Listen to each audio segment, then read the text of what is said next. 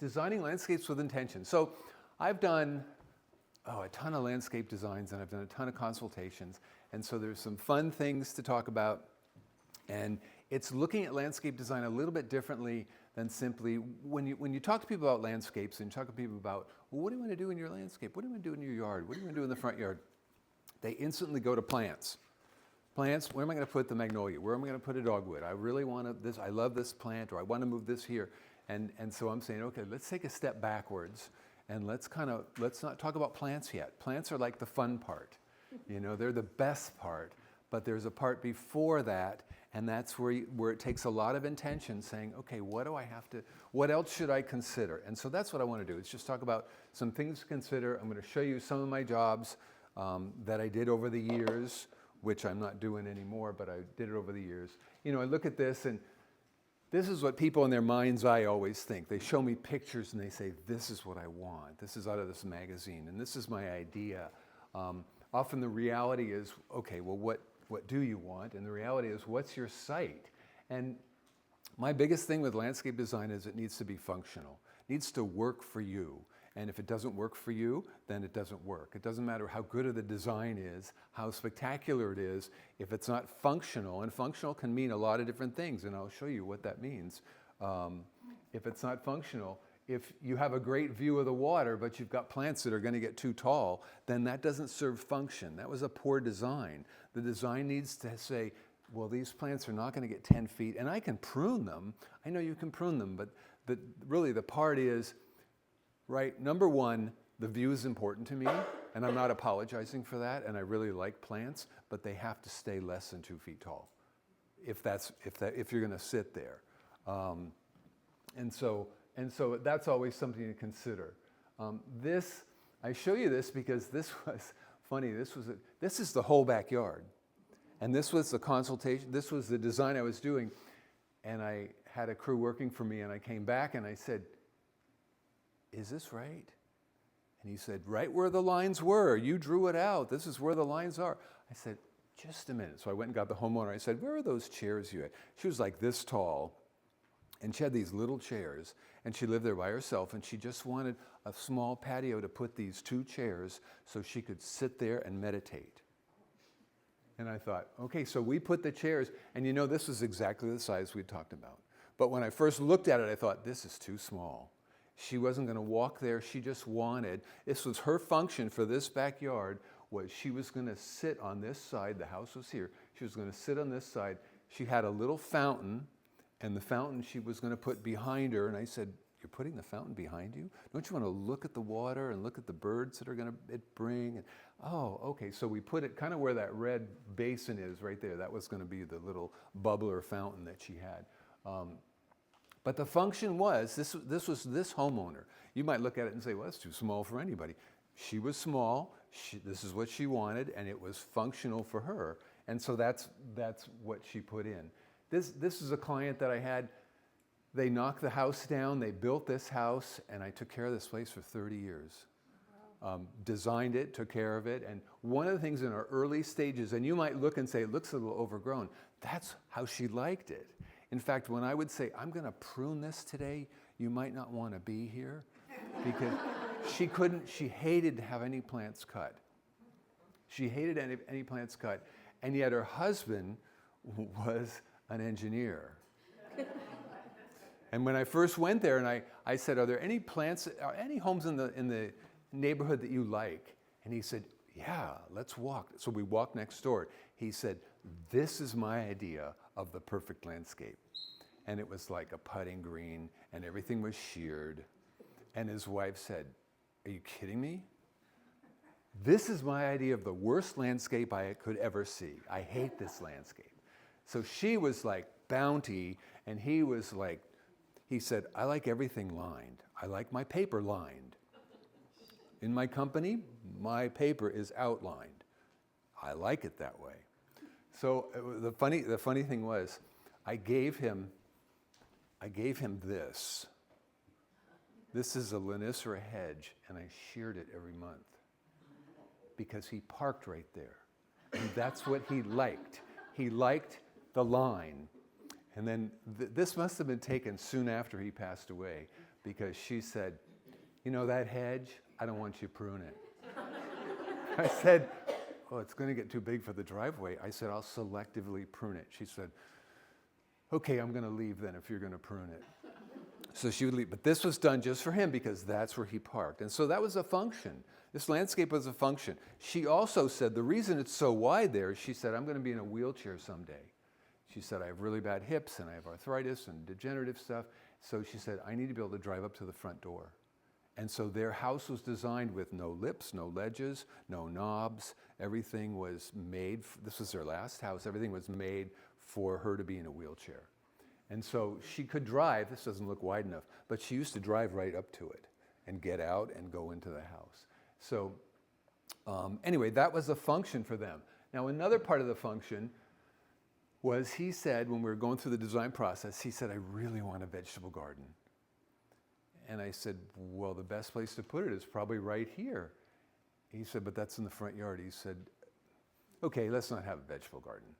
I said, no, wait. You want a vegetable garden. You're retired and you're now going to enjoy life. I said, it's my job to make it work. It's my job to make it fit in. But I said, if you want a garden, then let's do it. So this is what we made him. We made a vegetable garden in the front yard, but we put a brick wall, a stone wall in front of it, a New England-like stone wall. We made some raised beds so she could sit on the raised beds. We had raspberries and fruit trees and all other kinds of really fun stuff. And that was and he loved it. And that was the sunny spot in the whole place. That was the sunniest spot.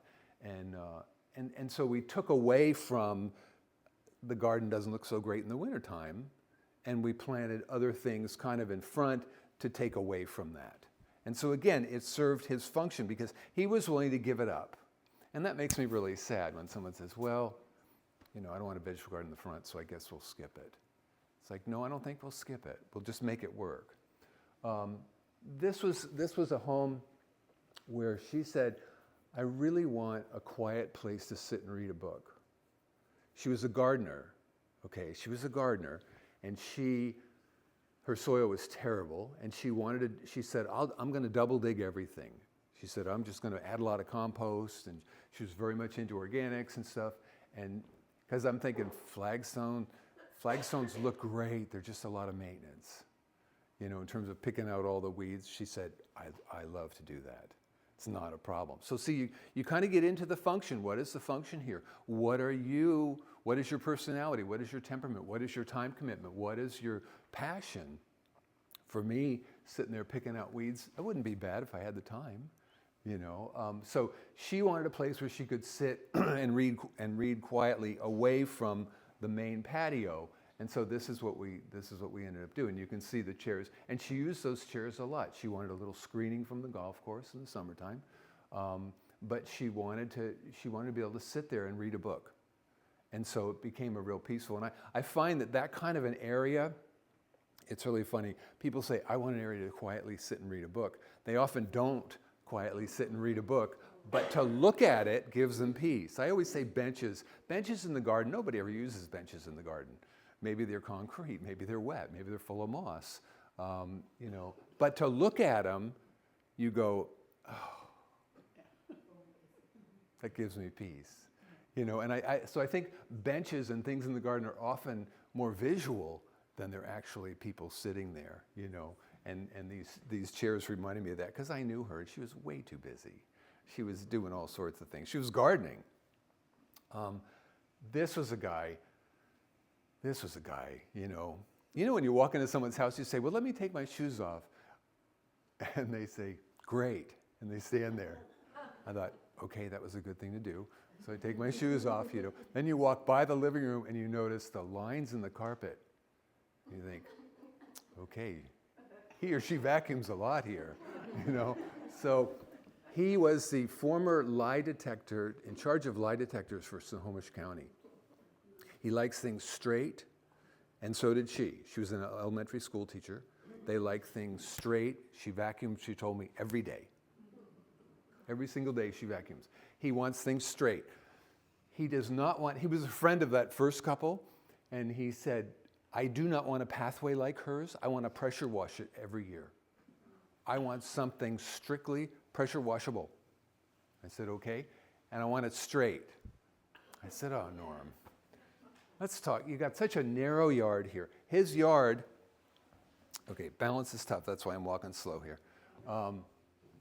The yard ended right here. Wasn't much. This is Trilogy in Redmond, if you're familiar with that area. Very small backyard. And they're going to put up a fence here. They're required by code. They're going to put a fence there. So I thought, okay, the backyard is going to feel like this. And then you're going to put a straight path. It's going to feel like a runway. I said, you really want that? So I said, let me give you some motion to this path. I said, you can walk off the corner of this deck and you can walk straight to the other side without taking a curve. I used to picture, I had young kids at that time, I used to picture my kids, they just cut corners, they just go from here to there. Doesn't matter what the path is, there'll be a new path straight. So I always picture a kid running straight and saying, okay, can they still stay on the pavement if they ran straight? And so that's kind of was my guidance here. I guess you can't see it as well. But you could literally walk from that end to this end without walking on any soil or without making a curve. I was hoping the curve would kind of slow him down because he was super intense. Anyway, so he accepted that. And so we made this curve, and that was good. Wait till you see the next slide. Oh, this really blew his cork. This was going from one area to another area. And I said, Norm, if we curve this, it gives us an opportunity to plant on the house a little bit there, to make some stuff, because their property line was to that ledge. That was the property line, 5 feet. So we didn't have a lot of room there. I said, literally, you're not going to run from one area to the other. You're just going to saunter and look at, and take some time to look at how pretty these plants are going to be. So we bought that. But he could still pressure wash it every year, and that was good. This was Francine, that other lady. She had a side yard 5 feet.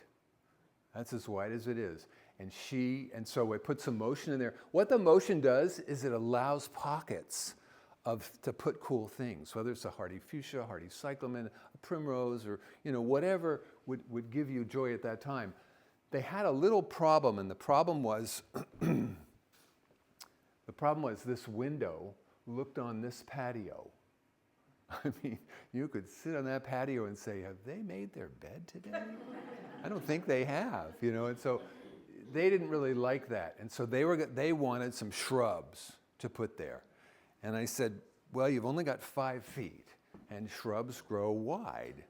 And if you take up 2.5 feet with shrubs, then you have kind of a hole here. So what they agreed upon was being able to put a trellis right there. And so we put some Camellia Sasanqua up there.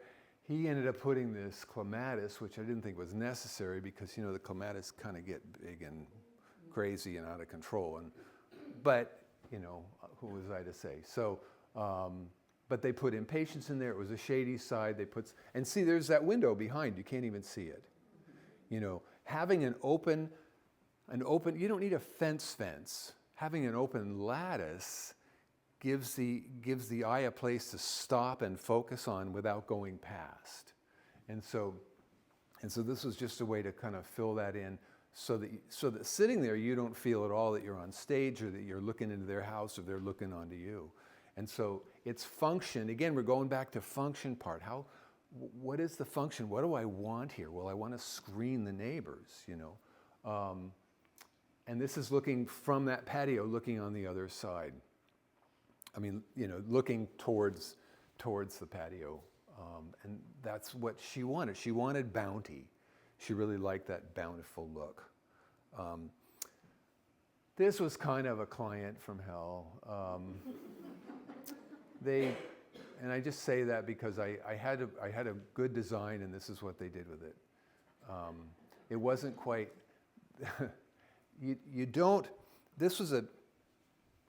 I didn't buy any of these things. See this form? What does that shape, what does that form do to you? It draws your eye, right? I mean, it says, look at me. Are those trash cans behind me? When they insisted this is where they were putting all the trash, but then they put this exclamation mark here which just said, see, I have trash behind here, and in the winter you'll see it better because it's deciduous. And so this is one of those I thought, oh, why did they do this?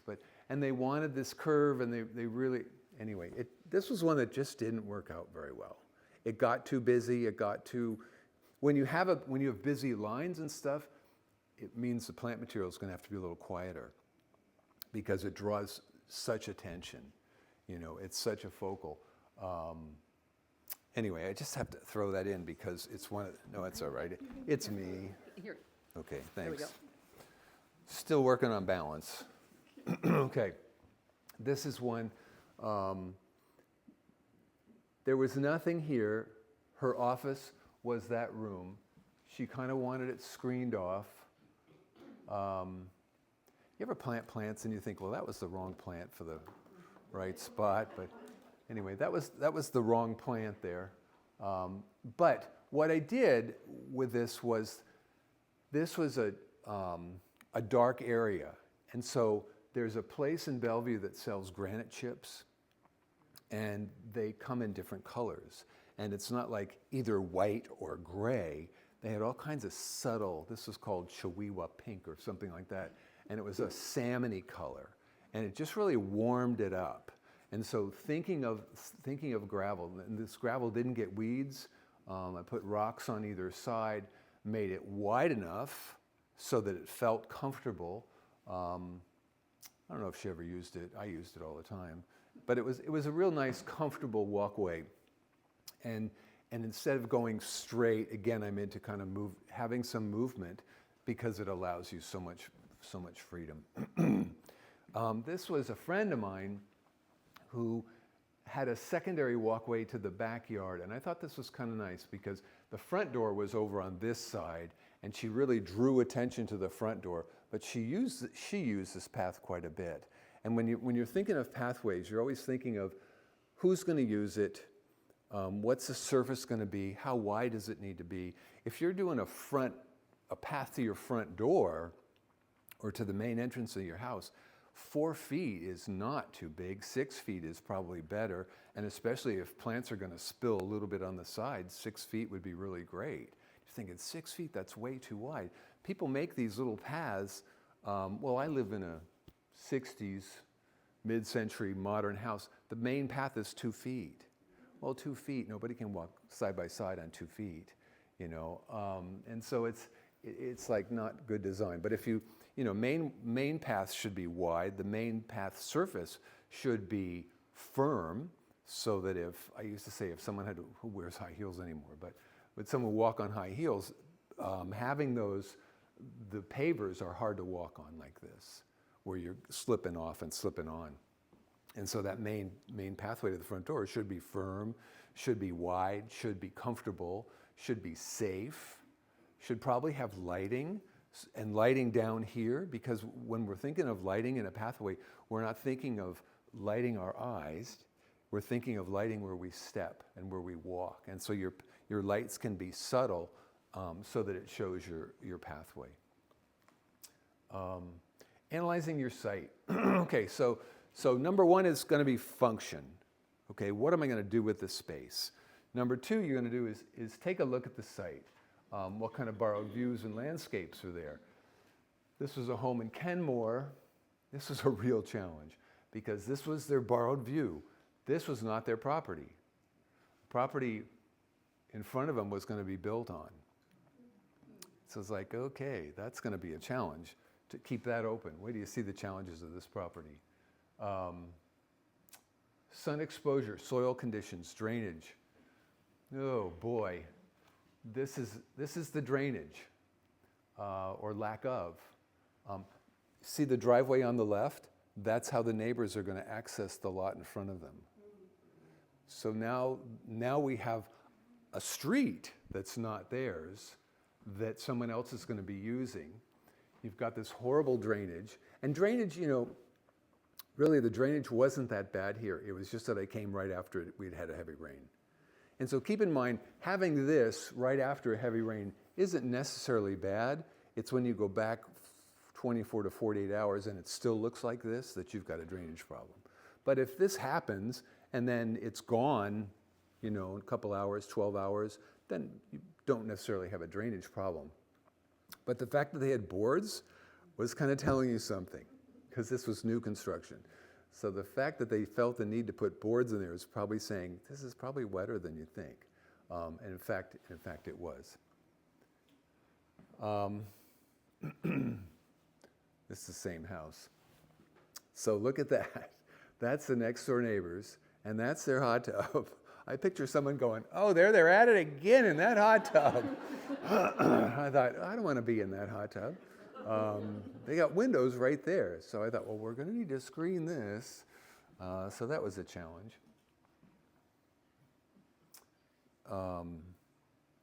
Views from key windows. That's a real important thing for me.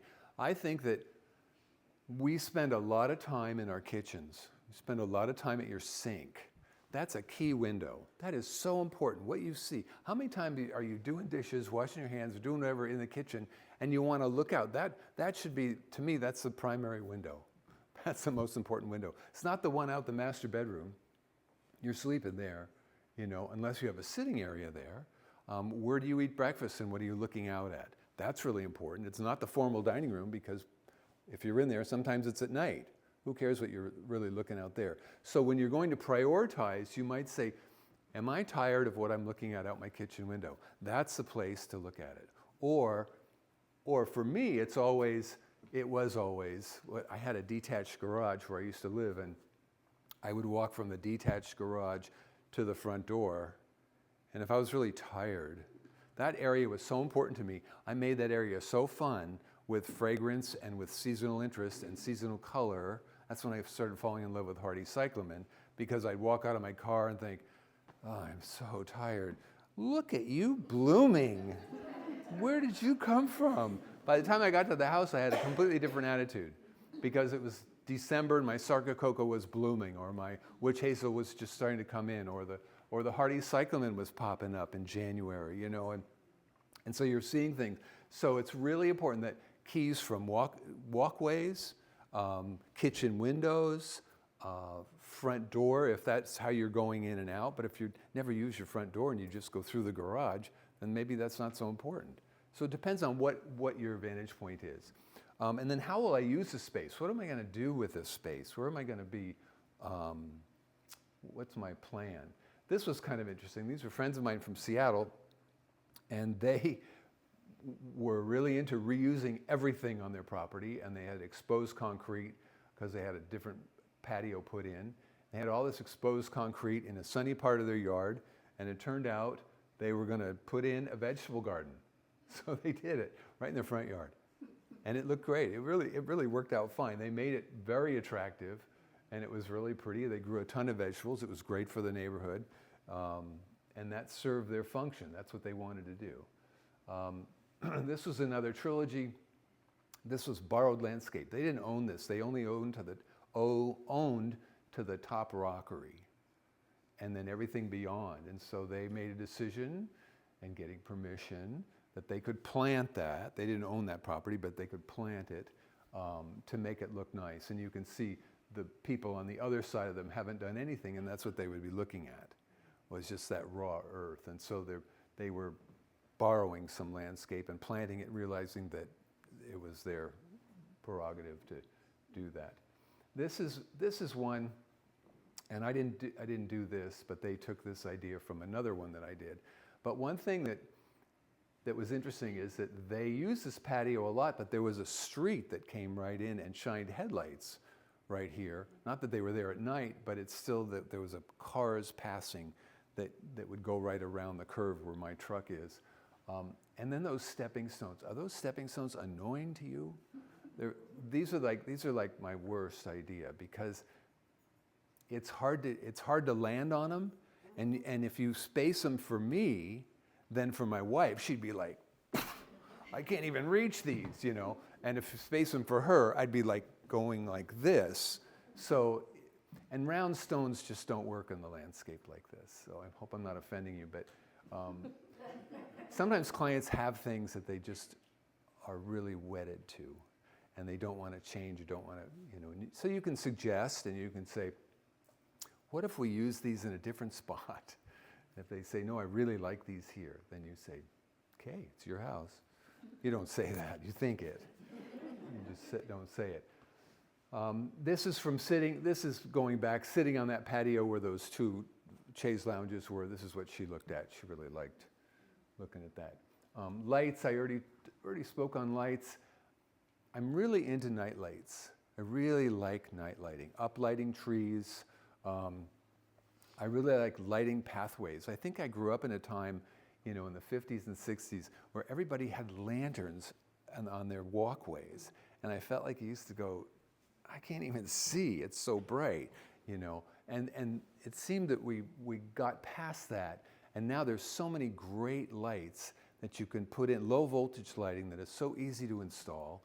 And you don't need an electrician necessarily to do it. What are some of your favorites? What I'm looking at, I guess. There's so many. Brands? I would buy a good brand. Trying to think of what the brand is. I haven't done it in so long. I'd probably go to a landscape supply place rather than a box store. Because I think you really get what you pay for with these lights. And the nice thing is you can buy a transformer box, like on Amazon, to do the entire yard for like $30. And it's just, they're so incredibly easy to install. So when you're thinking of lighting, think of subtlety, don't think of runways. You don't put them on either side of the driveway or on either side of the walkway. I'm always kind of waiting for those to start blinking and then feel like a plane's going to come in, So I put them on one side, just on one side, where people are going to walk. People maybe it's because I'm getting so old, I like to see where I'm walking, like to see, my feet like to see it so that I can look down and see it as opposed to being blinded. So I really like lights that will light your walkway and light your space and tell people, especially at night. I mean, it gets dark here at 4 o'clock in the wintertime. Then you get into plants, and the sky's the limit on plants. When you're thinking about plants, there's a couple things to think about. I used to think, or people would always say to me, what should I put here? And because when you're put on the spot, you think, I don't know, English ivy. Oh, that's stupid. Viburnum David. Well, that's boring. So you have to kind of take a little step back. And I took a step back and I developed a stalling technique and I named it this, and then I taught it as a principle of landscape design called critical criteria. And I used to try to get people to say, they'd say, I want a tree for here. And so I just got tired of people saying, I'd make a suggestion, they say, no, I don't want an evergreen tree. Okay, that means you want a deciduous tree. How about this? No, that gets too big. Okay, you want a small tree. I thought, why didn't we say this in the first place? So I thought, okay, let's develop some criteria. So here's some criteria. Evergreen or deciduous, big step. What's the size you want? Maturity, height, spread, how big do you want this thing to get? If we're talking weed control, and I'm very much into weed control right now, because if you have a good sized space and you're just tired of weeding, well, what's going to give you weed control? When you're thinking of weed control in shrubs, you're thinking of low, you're thinking of evergreen, you're thinking of really hardy, and you're thinking that something's going to spread out and be kind of a thug if you're trying to fill a space. Lonicera pileata, what's that called? Boxleaf honeysuckle, is an example. It's evergreen, super hardy, gets 8 feet wide. 8 feet, holy smokes, that's okay, I got some space.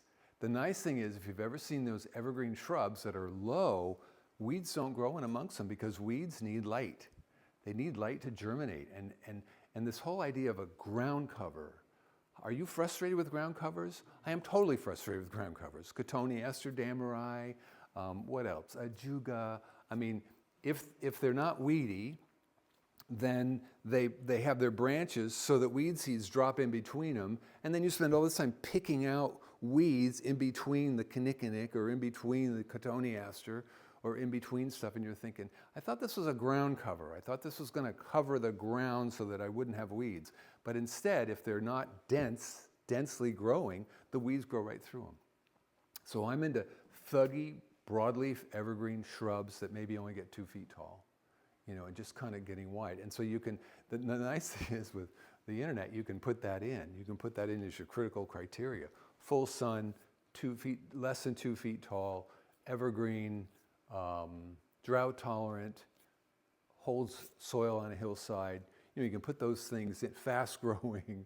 You can put all your criteria in, and that will pop up with a list of plants. Rate of growth, how fast do I want it to grow? What's the color and texture I'm thinking of? Well, I want something glossy and shiny, or I already have some glossy shinies. I don't want to put glossy shiny. I want something more matte, or maybe colorful, a little different color. What season of interest? Think of your yard, and I'll go through this in a second. Let me go through a few more, and then I'll tell you. Consider site attributes such as sun or shade. Lots of choices. Think of your yard as a symphony. I love this analogy. If you ever go to the symphony, or if you ever go hear an orchestra play, what are they doing when you first get there? They're kind of tuning up. They're kind of tuning up, and you hear all these sounds and stuff. But then when they start playing, what's fun is you start to hear different instruments, and you start to hear the violins, and you start to hear the flutes and the piccolos and the drums. And so different things are coming on at different times. I like to think of the garden almost as a symphony. The garden where in January this is coming on, and then February this is coming on, and then March, April, May, boom, boom, boom, boom, boom, boom. These are really coming on here. And then June, there's some subtle stuff coming. And then July, you've got your summer bloomers coming. And then what do you have in the fall? What's going on in the fall? And then how about November? Boy, November to January can be tough in the garden. So therefore, maybe one year I focused on, okay, it doesn't take much of a designer to make a pretty spring garden. Everything's beautiful in the spring. Things are blooming, it's great. It doesn't take a designer to do a fall garden either, because leaves are colored, it's really pretty. November to January and February, think about that. Brown, maybe some evergreens, but a lot of brown. What's going to make me happy at that time of year? What's going to get my interest at that time of year? What am I going to smell that time of year? What am I going to see at that time of year? What are you going to walk by and say, well, don't you look good? We just had a frost, and you're looking great. It's those kinds of things. So I like to hear the yard coming at different times and going at different times. So there's things happening throughout the year without saying, well, I'm going to go buy some plants. I'll buy some seasonal color from my containers. I think the landscape should be interesting all during the whole year. And that's the challenge, is making your garden feel like a symphony and feel like it's happening at different times. Whether it's variegated foliage, whether it's conifers. Conifers, there's so many cool conifers out there right now with texture, and they're great all year. And maybe they're variegated, maybe they're dwarf, maybe they're just kind of interesting. And then broadleaf evergreens are great also. And even weeping habits, weeping habits. Weeping is so important. Everybody has a Japanese maple, a weeping Japanese maple. And their form is so pretty. We just have to allow them to grow up. We need to allow them to grow. Japanese maples, have you ever had trouble pruning Japanese maples? They can be kind of hard. People do two things. They cut anything that goes like a hair out of place, and they grow, and they cut, and because they end up creeping on the ground, then they shear them in the bottom. It's like, oh man. So you want to think, when you're pruning a Japanese maple, you want to think, number one, get the dead out, because there's a lot of dead in there, and they're gray as opposed to the color of the bark. And so you take those off, and you want to get in there. I prune them in dormancy when I can see the branching structure. And that hair out of place that's coming up like this, that's going to be the next generation. That's going to be the new height, because what you're eventually going to do is kind of raise it up a little bit and let it grow. This tree on the right-hand side has been allowed to grow up. Do you ever see weeping trees? They buy them in nurseries, and then it'll send a branch up like this, and people cut it off. So the whole thing continues to be a 6-foot mop head. As opposed to that hair out of place, that's going to be the next generation. See how those were hairs out of place. At one point, they were going up like this. It was like, okay, that's the next tier. Because once you start filling out and you start weeping, then I can start limbing it up a little bit from the base and I can allow this tree to grow up. And that's what makes a Japanese maple so beautiful, is that if you allow them to grow up and to raise their head a little bit, so we don't keep them real short, they can be a really beautiful accent. And a lot of this stuff, like a Japanese maple, when's the time to prune? Well, dormancy, you can see the branching structure, but then I do another prune. I do another prune in July, in June and July. June and July, because right now it looks like a mushroom. I mean, in June, at the end of its spring leaf out, it looks like a big, thick, dense mushroom. And then as we get into the summer more, it's a real, maybe a burgundy or green mushroom. But if you kind of take your shears at that time and you start developing places where a bird could fly through it, or you can see light through it, once you see light through it, it totally changes the whole texture of the tree, of the plant. And suddenly you can see depth. Instead of being a mushroom, you see holes and you see light and you see a play on the light. And so you can start opening it up. And you're doing that by taking a branch back to the point of origin, not cutting it in half, because if you cut it in half, then it's going to sprout. So you're taking it all the way back to where it starts. And sometimes you take one out and you go, ooh, that was a cut, wasn't it? Oops.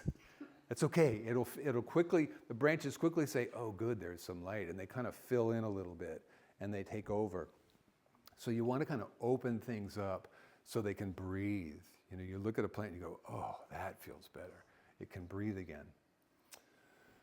Of course, there's not many nurseries anymore, but when there were nurseries, you can walk around, and it's always good to look at inspiration. A really good nursery, not a box store, but a good box store. You go to box stores and just say, ooh, water these plants, they're dying. But often nurseries will have good displays where you can take a look at stuff and say, oh, that's good color, good texture. That's what I'm looking for, something yellow. Maybe that's too bright for me. I think I want something a little more subtle. And you could kind of play with things.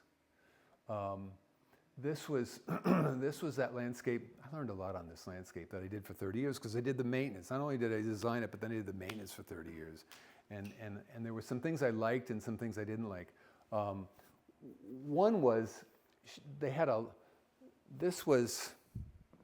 hard to describe. Their driveway came here, but there was an access road to other houses down here. And so everybody drove right by the house or right by, and they needed more private space. And so kind of made a berm here, planted with different colors and textures. But then I ended up with a lot of hillsides, a big hillside of stuff in full sun. And so I ended up putting 2 different types of euonymus. And then once a year, I would really cut them hard. And I would separate them in June. If you want a plant to stay separated, then June is your time, July is your time to cut it. Because if you cut in the early spring, how does the plant respond by cutting in the early spring? It says, ooh, and goes, and grows. And you say, well, now I gotta cut it again. But if you cut it in July, it's gone through its growth spurt, it's gone through that big stuff. You cut it in July, what's going on? Drought stress, heat. It has used all of its energy to go through all of its spring growth. And so by pruning a plant in July, it's going to stay that way. It's going to stay that way till next spring. It'll still grow in a little bit, but it will stay that way till next spring. So, and these were great because these added the variegated added some color. The green was really durable, added a nice mass here. This was another ground cover, added a nice mass in here. This was a rock that I put in, and I had Marinaco's Rockery come and place it while they were still looking at the house when they were building it and that stuff. And I had her come out, and I said, I want you to sit on this rock and see if it's in the right spot. And so the guy kind of took it, placed it there, and then pulled away. And then she came and sat, and her feet were dangling. She was really short. Her feet were dangling, and she said, yeah, it's okay. said, but your feet aren't touching the ground. I said, that's not very comfortable. So I had the guy lift the rock up, set it over here, make a new hole, lift the rock, set it back in, and then had her sit on it, and then now she could touch the ground. And so that worked out perfect because the function was for them to sit.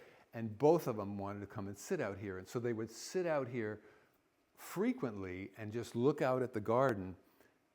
And they were just like, they'd been married forever, and they were just like two lovebirds that would sit there. They had so much fun sitting in that rock. That was their favorite rock. He passed away, and the next year this fern grew. And so I told her that that was Jim. And that fern wasn't coming out.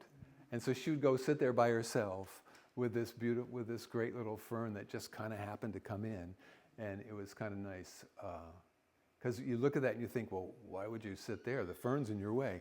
The fern actually grew after he left and was kind of sitting there. I always thought that was a fun story.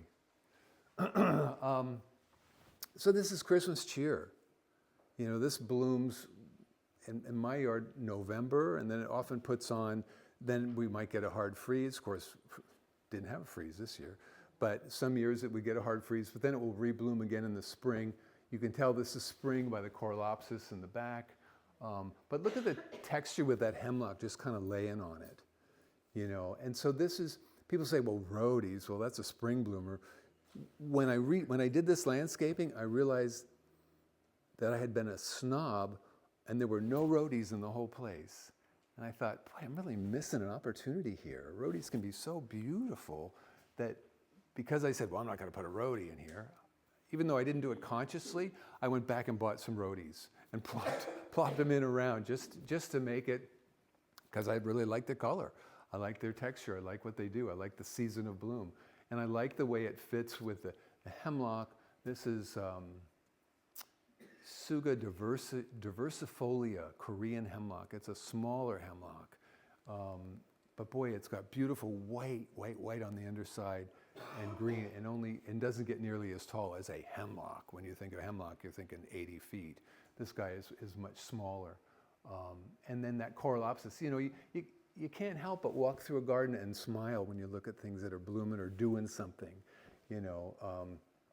And that's what I think our challenges as landscape people is, number one, to say, okay, what am I going to do here? Because if the walkway is too narrow or the walkway doesn't work for you, then the whole landscape doesn't work, in my opinion. You know, it's got to be functional. If the landscape isn't functional, then what good is it? I mean, in my house now, I ended up putting a patio on the west side of the house in the front yard because the east side gets great morning sun, but by the afternoon, it's kind of chilly. You know, it's kind of cool. The breeze is picking up. The water's right there. It really looks beautiful, but I don't want to sit out there because I need a sweater. Go to the west side of the house, it's 15 degrees warmer. It's like, wow, this is nice. It's 6 o'clock, 7 o'clock. It's beautiful here. So I ended up putting a patio right in the front yard just because that's where the sun was. And that's what I wanted to do. So your landscape needs to be functional. You know, when I moved into my my present house, you could stand at the street. The house had a cyclone fence. You know what cyclone fences are, the metal chain link fence, all around the property, which I just hated. But I quickly found out that I loved it because there were no deer. And my neighbors had tons of deer, and they wouldn't even cross mine. I thought, okay, I'm gonna plant that thing up so that you don't see the fence as much, so it takes away from the fence, but it's functional because it keeps the deer out. But you could stand at that cyclone fence and you could look through this field, which was all grass, and you could see the bedroom, the master bedroom right there. I thought, I don't like this. You know, you can look out the bedroom and you can see people walking on the road. So I thought, okay, what am I gonna do? And so I ended up putting some berms up there, but the berms, the entrance to the berms were off-centered and off-centered. It wasn't like a berm where you walk right in and can walk straight through. You had to walk in this side, but then if you look straight from the street, it was plants, plants, plants. And those plants were evergreen, and they were gonna get big, and they were gonna grow kind of fast. and they were just going to be color and texture because I didn't want to have people looking down on us like that. So again, the landscape has to fit a function first, and you're dealing with the challenges of the site. Sites can be a real challenge, as you know. And then you get into the plant stuff, and that's the fun part. Because there's always things blooming at different times, different colors, different textures. You know, red twig dogwood is just nothing in the summertime. You know, you've seen beautyberry, Calicarpa. Beautyberry is one of those things where it's such an ugly plant. You know, it's just kind of, and then you prune it, and you prune it here, and it goes boop, and then you prune it here, and it goes boop. You know, it's like, what is wrong with you? You know, and then the flowers come on, and they're like nothing. You're thinking, that's all there is? And then it puts on these little green berries. But then in the fall, that opalescence purple, you're just like, this is my favorite plant. Where have you been all my life? I can't believe it. I love that plant. But then you forget about it, and then you prune it and say whatever. And it's one of those funny plants. I have several of them in my landscape because in the fall, people are always saying, what is that plant with the purple berries? Because it's so spectacular. But have you ever seen the flowers on those? They're like nothing. It's like, is that all there is? Is that all you can do? So, you know, there's so many fun things. Red twig dogwood's another one of those. You know, it kind of can be big, it can be rangy. I've learned to manage. I have midwinter fire, which is the orange kind. And midwinter fire, if you let them get too large, the orange only comes on the newest growth. So I have learned with mine is that I go in at this time of year and I take the oldest canes to the ground and let it come on with new growth. So I'm always having new growth on there so that in the fall and in the winter it's just like, oh my gosh, that looks like it's on fire. It's so beautiful. But in the summertime, it's like, what is that shrub? I don't know. It's just a shrub up in the front yard. So, and then of course there's always accessories, you know, little things that kids give you or grandkids give you or make you or whatever that are always kind of fun that you say, well, that's, yeah, I'm going to add that to my landscape too because that adds a bit of whimsy, a bit of humor that's kind of fun. So that's it. Okay. Any questions? It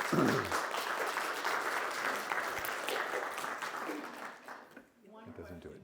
Yes. Cyclone fence. Yes. We all have deer. Yeah. And in this area, that's the first thing we talk about is, how tall was your cyclone fence? 6 feet. They could easily go over it. Easily. And when I'd leave the gate open by mistake and they'd come in, I'd be very careful to not scare them, but to say, this is the way out. This is the way out. Because I don't want them going, oh, I can jump that fence. Hey, Betty, we can jump this thing. So what I've done is when my neighbors came by, they said, what are you doing? I said, I'm planting on either side of the cyclone fence because in 5 years you won't know there's a fence here. So that's what I've done. I've planted on either side of the cyclone fence. I have tried every vine known to man, people. I have a kibia. You know what a kibia is? It's an evergreen vine, fast growing. I don't think I'd do it again because I have to prune it probably 4 times a year because it gets so many hairs out of place. So I have a kibia, I have clematis, several different types of clematis, evergreens. Jasmine, they don't seem to work very well for me. I don't know whether it's too cold, they just never take off. I have jasmine on the fence, and I'm always looking at it saying, loser. It just doesn't do well. It doesn't do well for me. I don't know why. Planted lavender and rosemary on the hot side of the fence. Yeah. And it grew up just to the height of the fence, so you don't even see the fence. Perfect. See, that's what with deer, they want to be able to make sure they can get a clear run and a clear exit. And so if there's shrubs in front of it, they're less apt to jump it, you know. But yeah, my neighbors are all swearing at deer all the time, and I just kind of say, well, I just put in an electric gate so that now I don't, because I was forgetting. Did you close the gate? Oh no, I forgot. Oh, the beans are gone now. You know, raspberries are chomped on. you know, everything I had was being eaten because one of us would forget to close the gate. And so I thought, this is for the birds. So I sprung for a gate that opens and closes. And boy, that has been great. That's been really great. Use it electrified. That I'd like to, that wouldn't hurt either, but yeah. Any other questions? Yes, I have a question about moss. moss. Okay, you didn't cover moss. Yep. I have a question. So I have a really shaded walkway to the front door, Right, and it's made out of concrete with a lot of stone in it. Yep. So it's very, very rough, right. and it's shaded. So I have desperately been trying to spraying it, I've been scrubbing it, I've been pressure washing it, and I have to basically get in there with a little wire brush Yeah, to get all that stuff out. okay. Do you have any suggestions on how to much easier? Well, I'm experimenting right now because I'm going to have my driveway seal coated this summer. And I have some moss on my driveway. And they don't do that unless, of course, another extra charge. And I said, well, so I'll have to get this moss out. I said, do you have any recommendations? He said, the best thing that we use is baking soda. What? Baking soda. Oh, okay, I didn't try the baking soda yet. You haven't done that yet? So I tried it this week, actually. He said, I thought it's good and sunny. I'll try it. I had some old baking soda, and I thought, well, I'll try it. And I sprinkled it on. He says it just dries it right up, so we'll see if that happens. But he buys it. Their company buys it at Costco. I have a big one I got at, Big. Where was it, Home Depot, Okay. big container. Okay. Have you tried it? No, Okay. I think that's what I'm going to try. That's what I'm into now. Just try baking soda. Anybody tried it? Has it worked? Works great. We did our whole road with it. Gets the moss out. Really? Did my front walkway. Did you have to then pressure wash it? I will when it's. Okay, because it's It's because already it's. turned brown and. Wow, I have great. scraped a lot off. but Yeah, yeah. when it's Okay, that's your answer. Let's try baking soda. thank you. Sounds good. Yes. I have a Daphne we had snow here. It's not the Odora, it's the ever blooming. Yeah. I forget Yep. what it's called. And I noticed that one of my favorite ones because it's perfectly. and Right. The snow Split it. split it. Yep. What can I do? So, Daphnes do that. They do split. Is the other side still alive? Yes.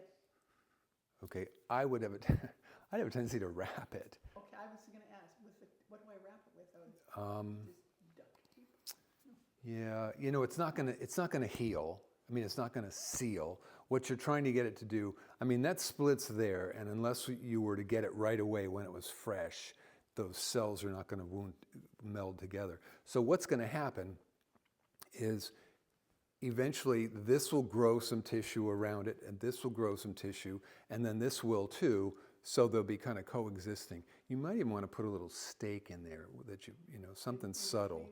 No, not in between, one on either side to hold it from going like this. Okay, Because it's now like this, right. and you don't want it to get heavy and go like this more because then it would tear down.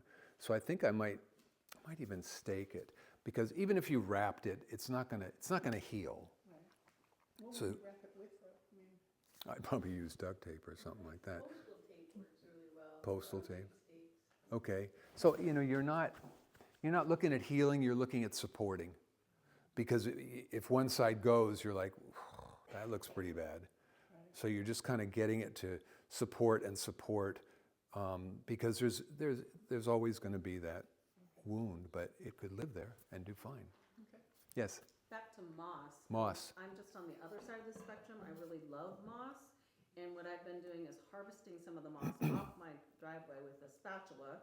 Wow. When it's rainy and the moss is really thick. Yep. I roll it up like turf. Wow. And then I've put it underneath my Japanese maples. Yeah. And the miniature daffodils can poke up, but it's completely gotten rid of my shopweed. Wow. So it's, I mean, That is great. It's terrific. I And love it that looks idea. really Asian. Yeah, and it's so dense, it's so dark under there. It's perfect. Yeah. And in the summer, we'll summertime, water and it. yeah, and in the wintertime, it Yeah. gets light. Yeah. Because the trees, that's very cool. It's, I love that it's idea. fun. That's great. Yeah. That's great, yes. How do you have no weeds through a gravel path? Isn't that, Getting it down this far. no, it's my nemesis, you know. Tad's father and I were talking, and his driveway looks so good. It's this crushed rock driveway. And I said, how come your driveway looks so good? Mine looks terrible. He said, well, I burn it a couple times in the summer. He said, I just burned it 2 weeks ago, and I just burned it yesterday. So I thought, all right, I'm committed now. I mean, I bought my jug of 30% vinegar. I haven't done it yet, but I did burn it this week. And I thought, with a hand, you know, I'm saying, okay, with the price of fuel right now, as I'm burning at the end of my hose, thinking, oh, let's have another war. Yeah, yes. I have a medium-sized red Japanese maple between the lawn and drive. But some of the branches, the full branches, are dying. And I assume it has a root disease. Right. Because some of them are still getting ready to come out. Yep. And I understand you cannot plant another Japanese maple in that spot. What would you recommend? So what you've got, what you may have, is called verticillium wilt. And verticillium causes major branches to, I call them torch. They look like they're just brown, black. And if you look at the bark closely, you'll see black streaks on it. And I have a maple doing that right now, my favorite maple. And it was fine until we had that really hard freeze like 2 years ago. And then suddenly, it probably has been in that plant for a while, you know, but given stressful situations, it may come out, or it may have been a new introduction. It's in the soil, and you can't do anything about it. So you have to Google verticillium resistant trees and shrubs, because there are some, Styrax, Stewardia, I don't know any with that form that you have, that beautiful weeping form.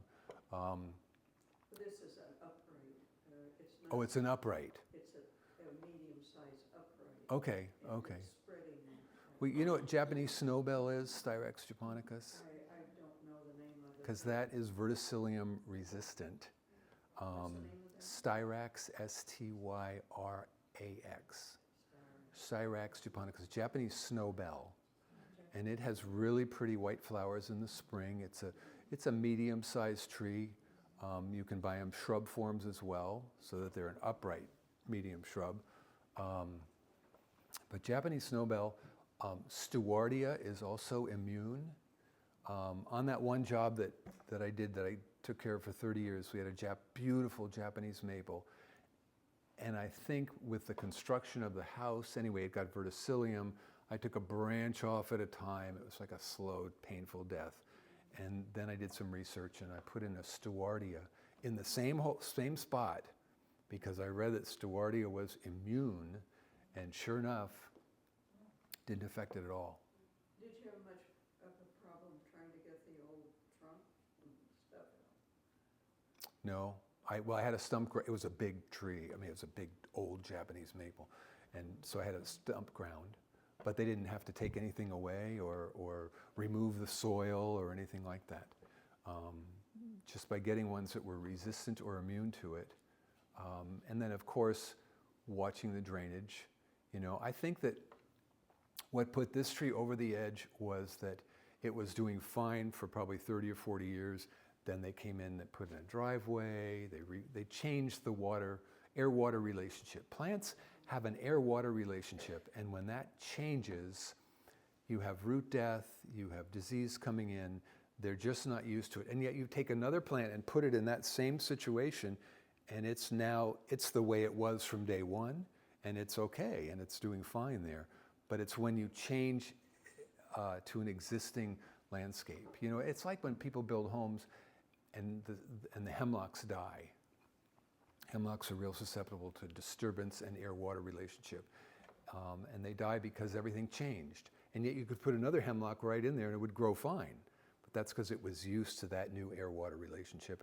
That's the way it always was, as opposed to being compacted and stuff like that. Well, they oiled the driveway, the drive that goes in front, so I thought maybe that might have something to do with it, but I don't think so. I don't think so. Yeah, I don't think that would do it. That would be fumes. You would see the damage from that from foliage if it was hot and it really smelled or something like that, but it wouldn't be in the soil. Yes? I had some maples that were harmed because the deer rutted on them, so it could be, a couple of the branches died, Right, but right. it's just, there was a big scrape down the side. Yeah, and you could see that that was a totally mechanical damage. Yeah, yeah. Yep. Anything else?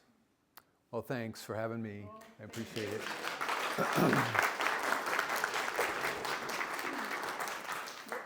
Oops. Thanks. It's always good to be here.